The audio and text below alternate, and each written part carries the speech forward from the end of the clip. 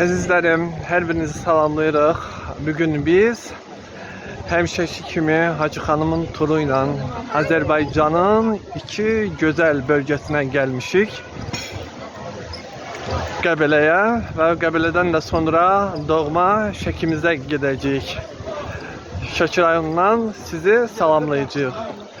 Həmişəki kimi turlar Hacı xanımla gözəl olur.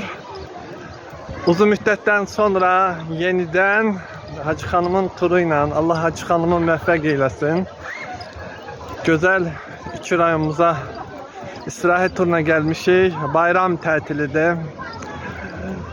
Əziz bayramlarınız da mübarək olsun. Kəsilən qurbanlarınız ali dərəcədə hər birinizin qəbul olsun. Amin, amin, min amin. Mənim ən gözəl çağlarım 16-17 yaşında olan vaxtlarım Hacı xanımın turu ilə Azərbaycanımızın bir çox bölgələrini biz gəzdik.